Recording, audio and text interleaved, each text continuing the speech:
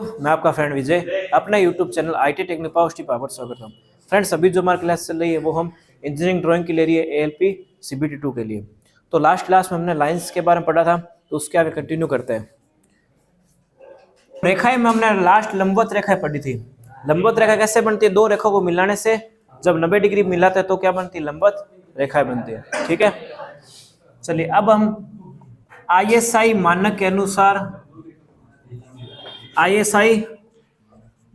के अनुसार लाइन के प्रकार पढ़ लेते हैं। ठीक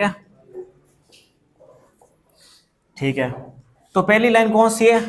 सतत प्रकार की मोटी लाइन, यानी कंटिन्यूसली मोटी लाइन, सतत मोटी लाइन।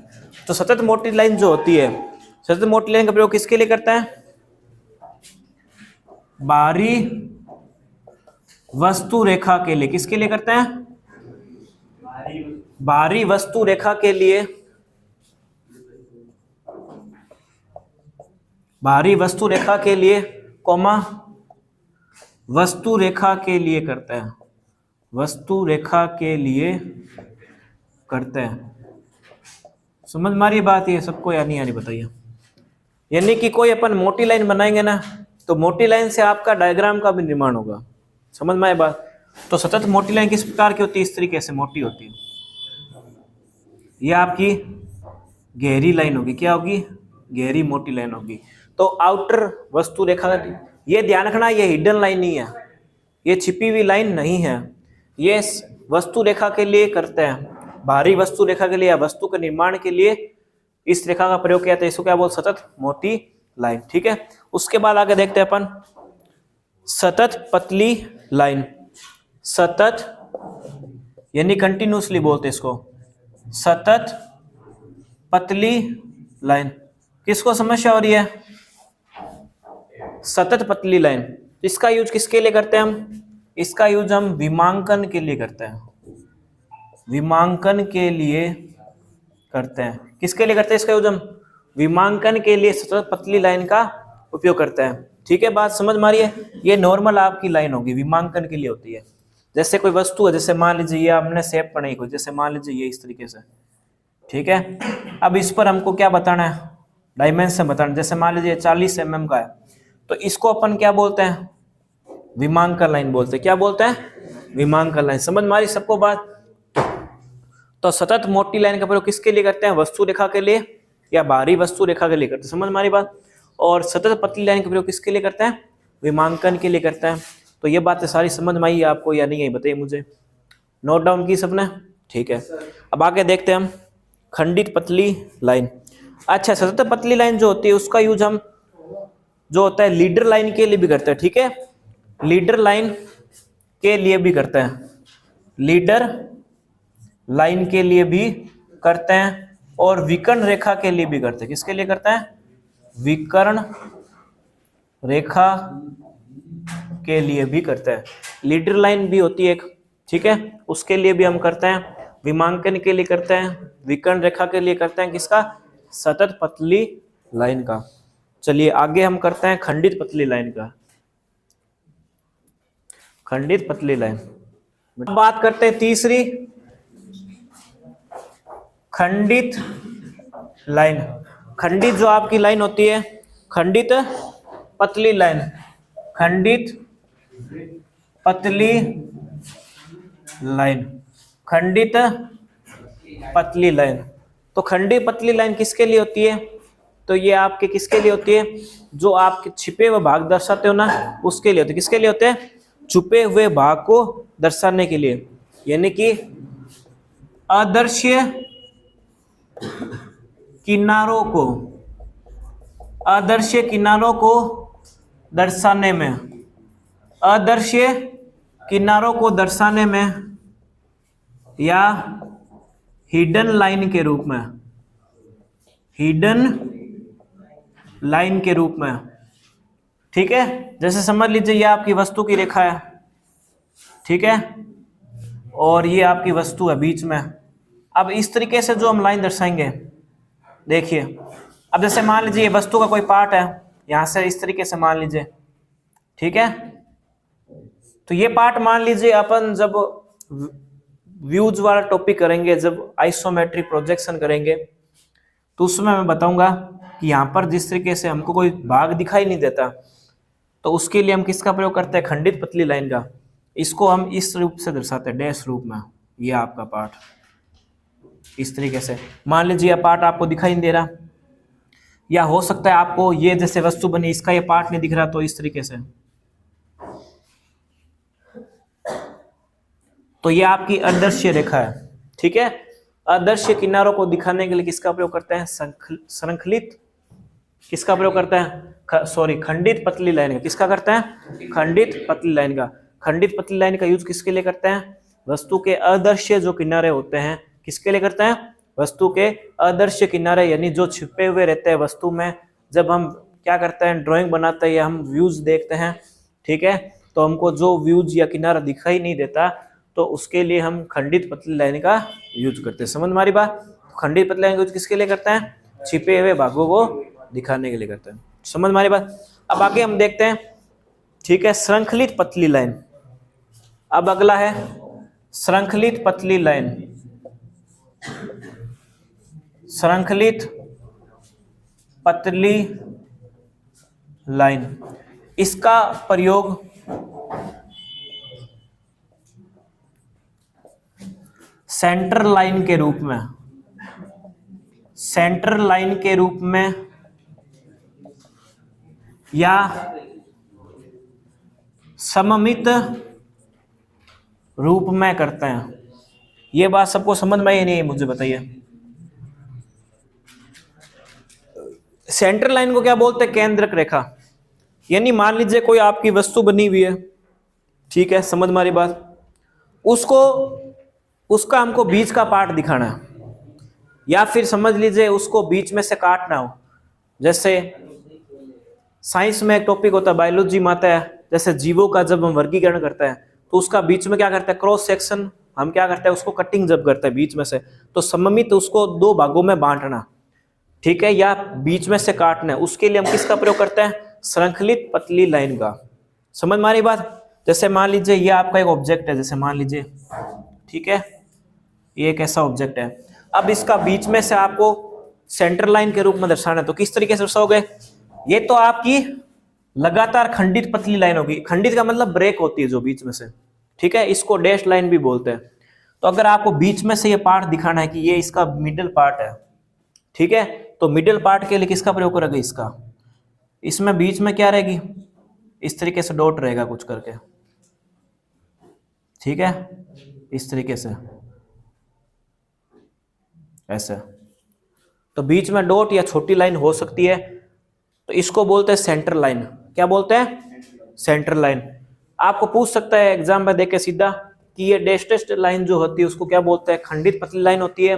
और इस तरीके से जो बीच में से होती है, जैसे एक पॉइंट बना के फिर एक सीधी फिर पॉइंट बना के, तो इसको क्या बोलते हैं हम, श्रृंखलित लाइन बोलते हैं, श्रृंखलित पतली लाइन बोलते हैं। इसका यूज किसके लिए करते हैं अपन, सेंटर लाइन के लिए करते हैं। किसके लिए करते हैं, सेंटर लाइन के रूप में करते हैं यूज। समझ में आई है बात सबको या नहीं है, बताइए मुझे, ठीक है।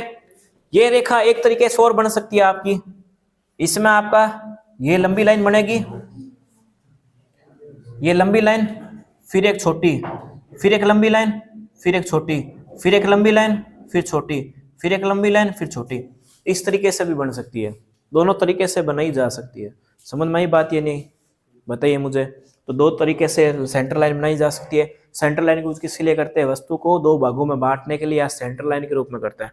यह आपकी कौन सी रेखा होती है, श्रृंखलित पतली लाइन होती है। समझ में आई सबको बात ये। तो ये हमने ISI नियम के अनुसार हमने रेखाओं का वर्गीकरण किया है। पहला हमने कौन सा पढ़ा, बताइए मुझे।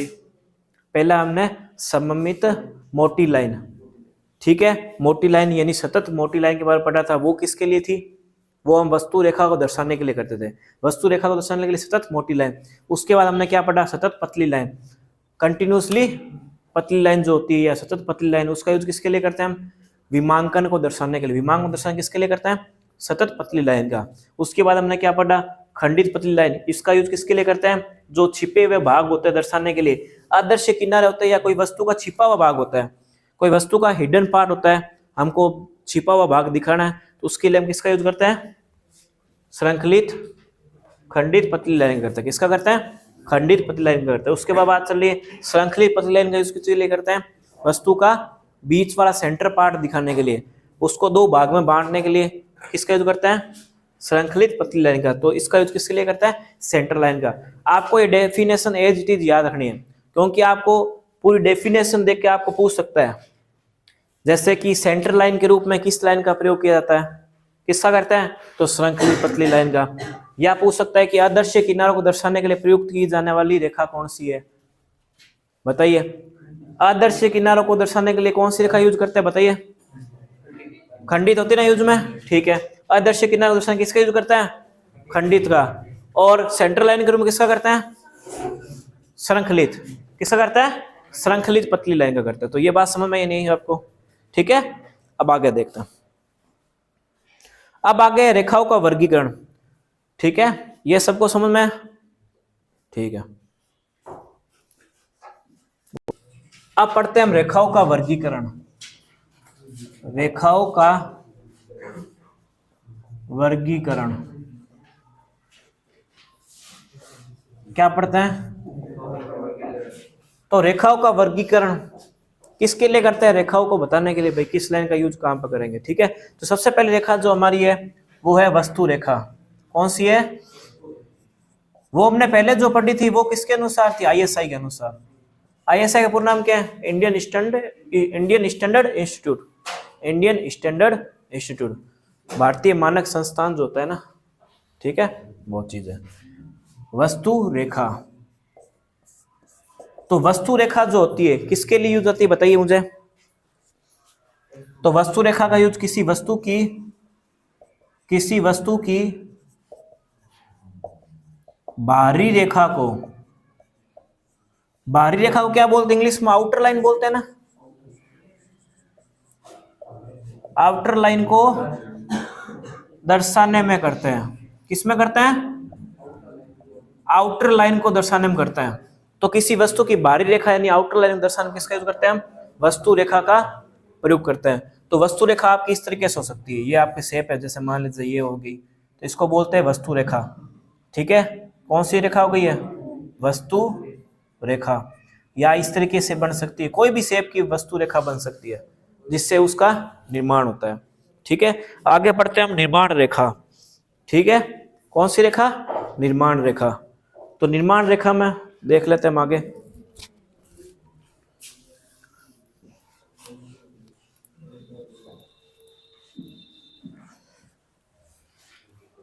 दूसरी कौन सी है? निर्माण रेखा। साथ साथ में आप लोग नोट डाउन जरूर कीजिएगा। तो यह है निर्माण रेखा। निर्माण रेखा का प्रयोग किसके लिए करते हैं? किसी वस्तु की प्रारंभिक रचना को बताने के लिए। प्रारंभिक रचना के लिए, प्रारंभिक किसी वस्तु की प्रारंभिक रचना के लिए कर सकते हैं, या शैक्षणिक भागों के निर्माण के लिए करते हैं। शैक्षणिक भागों के निर्माण के लिए करते हैं। निर्माण के लिए करते हैं। ये बात समझ में आई सबको या नहीं? बताइए मुझे। किसी वस्तु की प्रारंभिक रचना करने के लिए, किसी वस्तु की प्रारंभिक रचना करने के लिए या शैक्षणिक भागों के निर्माण के लिए किस लाइन का यूज करते हैं? तो वो हम करते हैं निर्माण रेखा का। जो प्रारंभ से बनेगी ना उसको बोलते हैं निर्माण रेखा, ठीक है। तो निर्माण रेखा की शेप किस तरीके से होती है? जैसे आपकी ये शेप है, ठीक है। अब जैसे मान लो ये हो गई रेखा, तो इसको क्या बोलेंगे? निर्माण रेखा।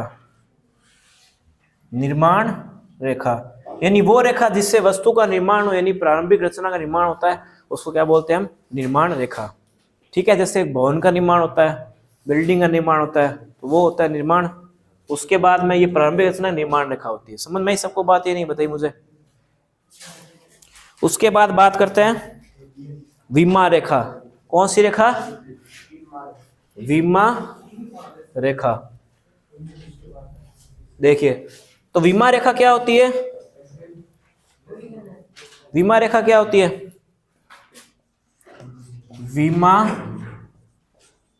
रेखा, तो विमा रेखा किसी वस्तु की विमांकन को दर्शाने के लिए, विमांकन को बोलते हैं इंग्लिश में डायमेंशन, डायमेंशन को दर्शाने के लिए, किसके लिए? डायमेंशन को दर्शाने के लिए। तो थोड़ा सा भी दिक्कत आएगी टेक्निकल। तो विमा रेखा किसका यूज करते हैं? विमा रेखा वस्तु की विमांकन यानी कि डायमेंशन को दर्शाने के इसका प्रयोग करते हैं हम, विमांकन लाइन का प्रयोग करते हैं। विमांकन लाइन का प्रयोग किसके लिए करते हैं? डायमेंशन लाइन को दिखाने के, किसके लिए करते हैं? डायमेंशन लाइन को दिखाने के लिए। डायमेंशन लाइन जैसे किस तरीके से हो सकती है, देखिए जैसे हमने एक षटभुज बनाया, ठीक है। अब हमको इसकी भुजा की लंबाई लिखनी है, ठीक है। जैसे ये मैंने विमांकन दर्शाया 20, ये भी दर्शा दिया मैंने 20 का, क्या दर्शा दिया? 20 का। ये कितने का दर्शाया? ये भी 20 का। मान लीजिए सारी भुजा इसकी बराबर है, ये 20 का और ये भी 20 का और ये भी 20 का। तो विमांकन लाइन इसको बोलते हैं। ये क्या होती है आपकी? विमांकन रेखा। क्या होती है? विमांकन रेखा। विमांकन रेखा का यूज किसके लिए करते हैं? वस्तु की विमाओं को दर्शाने के लिए। वस्तु की विमाओं को दर्शाने के लिए किसका प्रयोग करते हैं? विमांकन रेखा का प्रयोग करते हैं। इस तरीके से आपकी डायमेंशन लाइन बन सकती है। ये जैसे हमने एक शेप बने, कोई भी तरह की शेप बन सकती है इसमें। जैसे आप चाहो तो ऐसे भी बना सकते हो, ठीक है। ये हो गई शेप, कोई भी टाइप की शेप बन सकती है आपकी। जैसे ये हो गया आपका 40, ये हो गई आपकी 20, ये हो गई आपकी हाइट 60, ठीक है। और ये हो गई आपकी टोटल मिला के 60। समझ में आ रही बात? तो इसको अपन क्या बोलते हैं? विमांकन रेखा। क्या बोलते हैं? विमांकन रेखा बोलते हैं। इसको क्या बोलते हैं? विमांकन रेखा। तो किसी वस्तु की विमांकन को दर्शाने के लिए विमा रेखा का प्रयोग किया था। तो बात समझ में ही नहीं है आप सभी को? तो ये होती है आपकी विमांकन रेखा, डायमेंशन लाइन। अब आगे हम देखते हैं एक्सटेंशन लाइन, विस्तार रेखा। विस्तार रेखा को इंग्लिश में क्या बोलते हैं हम? Extension line. क्या बोलते हैं? वैसे तो इसका यूज भी हम विमाओं को प्रदर्शित करने के लिए करते हैं, ठीक है। विमाओं को प्रदर्शित करने के लिए करते हैं, ठीक है। ये विमा रेखा को काटती नहीं है, ये विमा रेखा को काटती नहीं है, ये विमा रेखा को काटती नहीं है। विमा रेखा को क्या नहीं करती? काटती नहीं है। यूज किसके लिए करते हैं? इसका प्रयोग विमांकन को दर्शाने के लिए। किसके लिए करते हैं? विमांकन को दर्शाने के लिए करते हैं। किसके लिए करते हैं? विमांकन को दर्शाने के लिए करते हैं। जैसे इस तरीके से आपकी कोई शेप बन गई, जैसे मान लीजिए ये आपकी शेप बनी है, ठीक है। अब इसमें आपकी मान लीजिए ये हो गई आपकी 20, ये हो गई आपकी 40, तो ये तो आपकी विमांकन लाइन हो गई। लेकिन इस तरीके से अगर आपकी बने विमांकन रेखा, तो इसको बोलते हैं, ये विमा को दर्शाने के लिए होती है। विमांकन दर्शाने के लिए कौन सा? एक्सटेंशन रेखा। इसको बोलते हैं एक्सटेंशन लाइन। इसको क्या बोलते हैं? Extension line. एक्सटेंशन लाइन, इसको क्या बोलते हैं? एक्सटेंशन लाइन बोलते हैं। और ये आपकी कौन सी लाइन होती है? ये होती है आपकी डायमेंशन लाइन। क्या होती है? डायमेंशन लाइन मीन्स क्या होता है? बताइए। डायमेंशन लाइन मतलब क्या होता है? विमा रेखा। ये आपकी कौन सी होती है? Extension line. एक्सटेंशन लाइन मतलब होती है विस्तार रेखा। मतलब विमा को और अधिक दर्शाने के लिए, विमांकन को दर्शाने के लिए, विमा रेखा को ये निकालती नहीं है, तो विमांकन को और अधिक प्रदर्शित करने के लिए इसका यूज करते हैं विस्तार रेखा, एक्सटेंशन लाइन का प्रयोग करते हैं। जैसे ये विमांकन हमारा 20 हो रहा था, ये 40 हो गया, तो ये कितना हो गया? 60। सॉरी, ये कितना हुआ? 60, क्योंकि 20 और 40 60 हो गया। तो ये हमारी क्या है, एक विस्तार रेखा है, एक्सटेंशन लाइन। ये 20 का था, ये 40 का, तो ये कितना हो गया, 60 हो गया। तो इसको हम क्या बोलते हैं, एक्सटेंशन लाइन बोलते हैं। तो ये बात समझ में आई सबको, यानी विस्तार रेखा क्या नहीं करती, एक दूसरे को काटती नहीं है। प्रयोग किसके लिए करते हैं, विमांकन को दर्शाने के लिए किया जाता है। चलिए आगे हम देखते हैं। लीडर रेखा इसको बोलते हैं, लीडर लाइन,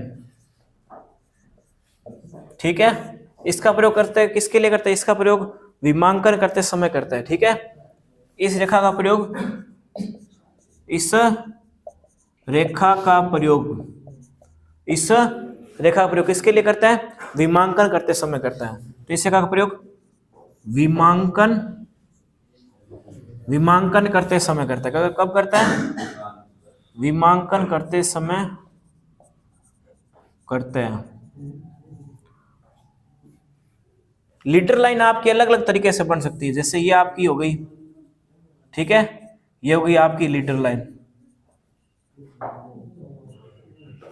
ठीक है। ये वस्तु की, जैसे मान लीजिए वस्तु की केंद्रक रेखा को दर्शाने के लिए भी करता है, वस्तु की जो सेंटर लाइन होती है ना, उसको दर्शाने के लिए भी करता है। जैसे त्रिज्या और व्यास होती है, इसका प्रयोग, इसका प्रयोग त्रिज्या और व्यास को दर्शाने के लिए भी करता है, त्रिज्या और व्यास को दर्शाने के लिए भी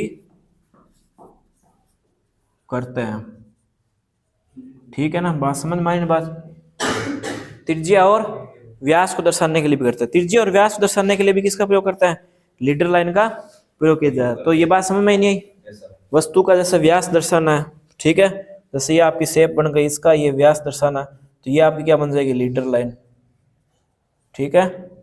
वस्तु की त्रिज्या या व्यास दर्शाने किसका प्रयोग करेंगे, लीडर लाइन का प्रयोग करेंगे। किसका प्रयोग करेंगे, लीडर लाइन का।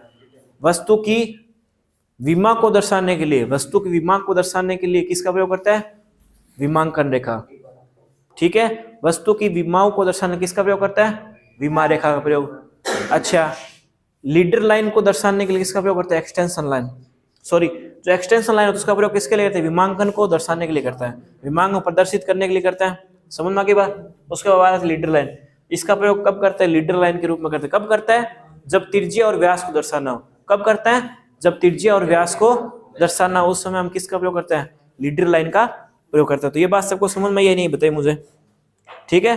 अब आगे बात करते हैं सैंक्शन रेखा, सैंक्शन रेखा। अगला हमारा टॉपिक है, अगली हमारे है सैंक्शन रेखा।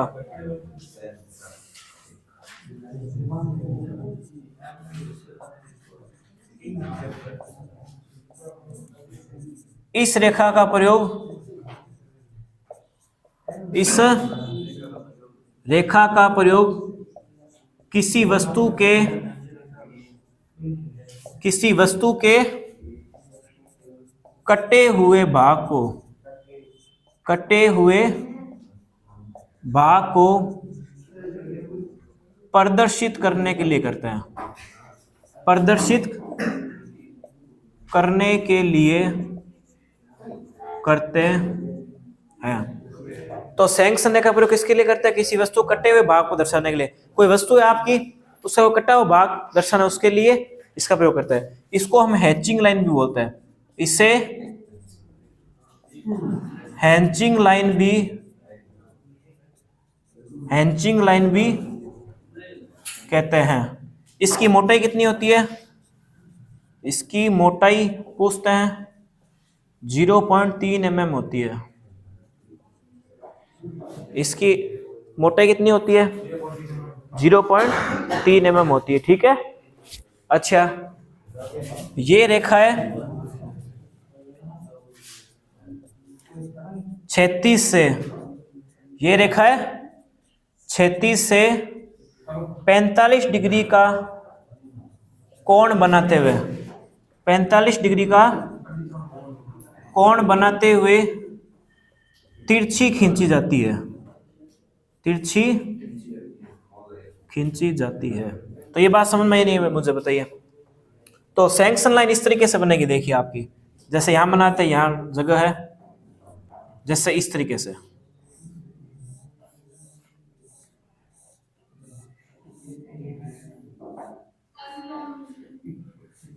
ये होती है आपकी सेक्शन रेखा। सेक्शन रेखा का प्रयोग किसके लिए करते हैं? किसी वस्तु के कटे हुए भाग को प्रदर्शित करने के लिए। किसी वस्तु के कटे हुए भाग को प्रदर्शित करने किसका प्रयोग करते हैं? सेक्शन रेखा का। सेक्शन रेखा का प्रयोग किसके लिए करते हैं? किसी वस्तु के कटे हुए भाग को प्रदर्शित करने के लिए। किसी वस्तु के कटे हुए भाग को प्रदर्शित करने किसका प्रयोग करते हैं? सेक्शन रेखा का। क्या बात है, कटे हुए भाग प्रदर्शित करने के लिए इसका प्रयोग करते हैं। इसे हैचिंग लाइन बोलते हैं। क्या बोलते हैं इसे? हैचिंग लाइन बोलते हैं। कैसे बनती है? पहली बात, सेक्शन लाइन किसी वस्तु के सेक्शन, एक प्रॉपर सेक्शन होता है ना, कटा हुआ भाग, उसको प्रदर्शित करने के लिए इसका प्रयोग करते हैं सेक्शन लाइन का। सेक्शन लाइन किसके लिए यूज होती है? कटे हुए भाग को प्रदर्शित करने के लिए। इसको क्या बोलते हैं? हैचिंग लाइन भी बोलते हैं। हैचिंग लाइन पूछा हुआ है कि हैचिंग लाइन किसे कहते हैं, तो सेक्शन जो लाइन होती है उसको हैचिंग लाइन भी कहते हैं। कितने डिग्री एंगल पर बनती है? 45 डिग्री कोण पर झुकाव बनाते हुए तिरछी खींची जाती है। तिरछी खींची जाती है। इसकी मोटाई कितनी हो? 0.3 mm होती है। कितनी होती है? 0.3 mm होती है।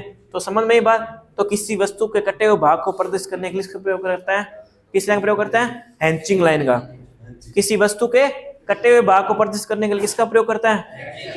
हैचिंग लाइन का। हैचिंग लाइन या सेक्शन लाइन, सेक्शन लाइन या हैचिंग लाइन। किसी वस्तु कटे हुए भाग प्रदर्शित करने किसका प्रयोग करता है? सेक्शन लाइन या हैचिंग रेखा। समझ में ये बात सबको?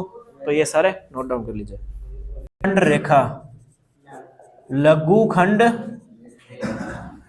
रेखा, लघु खंड रेखा, इसको हम बोलते हैं short break line. Short line. लघु खंड रेखा का प्रयोग किसके लिए करते हैं? देखना, किसी वस्तु के या पुर्जे के, कोई आपका मशीन का पुर्जा है उसको दर्शाने के लिए। ठीक है, किसी वस्तु के जो पुर्जा है या फिर किसी वस्तु के पुर्जे, वस्तु के या पुर्जे के कोई भाग को प्रदर्शित करने के लिए करते हैं। कोई भाग को प्रदर्शित करने के लिए करते हैं, करने के लिए करते हैं। किसी वस्तु के या पुर्जे के भाग को प्रदर्शित करने के इसका प्रयोग करते हैं लघु खंड रेखा का। कोई भाग प्रदर्शित करना यानी कोई खंड बताना आपको। जैसे ये आपकी इस तरीके से कोई मशीन का कोई मान लीजिए पार्ट हो गया, ठीक है। अब इसमें जैसे आपको ये भाग बताना, ये वाला, तो ये होता है आपका लघु खंड रेखा। कोई वस्तु का ये पार्ट बताना तो इसको बोलते हैं लघु खंड रेखा। क्या बोलते हैं? लघु खंड रेखा। इसको हम इंग्लिश में शॉर्ट ब्रेक लाइन भी बोलते हैं। क्या बोलते हैं? Short break line. किसी वस्तु के या पुर्जे कोई खंड को या भाग को बताने के लिए, जैसे ये भाग है इसके लिए हम किसका प्रयोग करते हैं? लघु खंड रेखा का। कोई पार्ट बताना हमको तो उसके लिए किसका प्रयोग करते हैं? लघु खंड रेखा का प्रयोग करते हैं। अब बात करते हैं दीर्घखंड रेखा। दीर्घखंड रेखा, दीर्घखंड रेखा हम देखते आगे। शॉर्ट ब्रेक सबको समझ में आया ना? शॉर्ट ब्रेक का यूज किसके लिए करते हैं बताइए मुझे? किसी मशीन के या कोई वस्तु के कोई पुर्जे के भाग को बताने के लिए किसका प्रयोग करते हैं? हम शॉर्ट ब्रेक लाइन का यूज करते हैं। अब बात करते हैं दीर्घखंड लाइन, दीर्घखंड रेखा। इसका प्रयोग किसके लिए करते हैं? बड़ी लाइन को छोटी लाइन बदलने के लिए। जैसे मान लो किसी वस्तु का पार्ट बहुत बड़ा है तो उसके लिए छोटे भाग के रूप में करता है। ठीक है, किसी वस्तु का कोई भाग बहुत बड़ा है तो उसके लिए छोटे भाग को दिखाने के लिए बनाता है। समझ में आ गई बात या नहीं? ठीक है, समझ में आई सबको बात ये? तो इसका प्रयोग किसी वस्तु के लंबे भाग को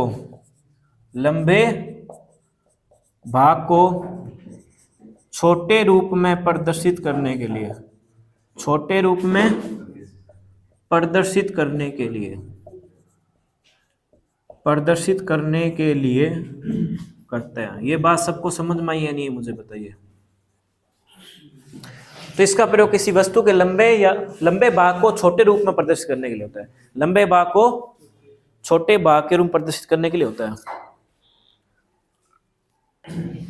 तो इसका प्रयोग वस्तु के लंबे भाग को छोटे रूप में प्रदर्शित करने के लिए होता है। जैसे मान लीजिए ये वस्तु की कोई लाइन है। अब ये वस्तु का पार्ट बहुत लंबा है तो इस तरीके से जिगजैग लाइन के रूप बना देंगे इसको,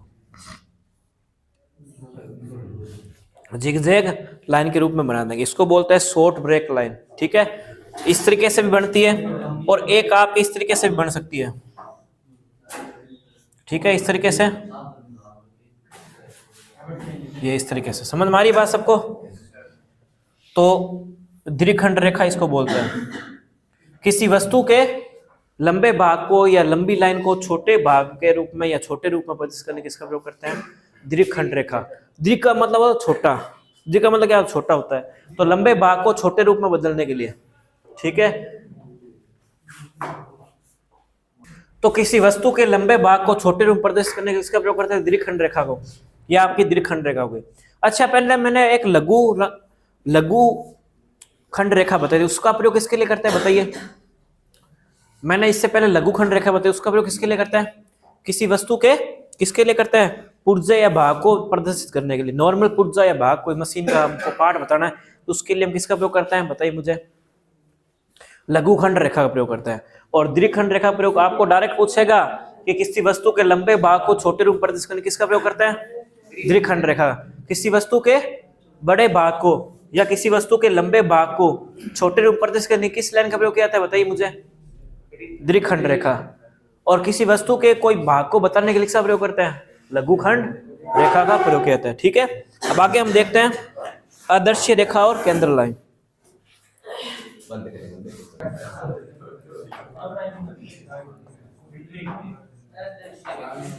अब बात करते हैं आदर्श रेखा की। आदर्श रेखा को क्या बोलते हैं? Hidden line. क्या बोलते हैं? क्या बोलते हैं? तो आदर्श का मतलब क्या होता है? आदर्श का मतलब क्या होता है? आदर्श का मतलब क्या होता है? यानी जो दिखाई नहीं दे। ठीक है, हिडन लाइन यानी जो दिखाई नहीं देता वही आदर्श होता है। यानी किसी वस्तु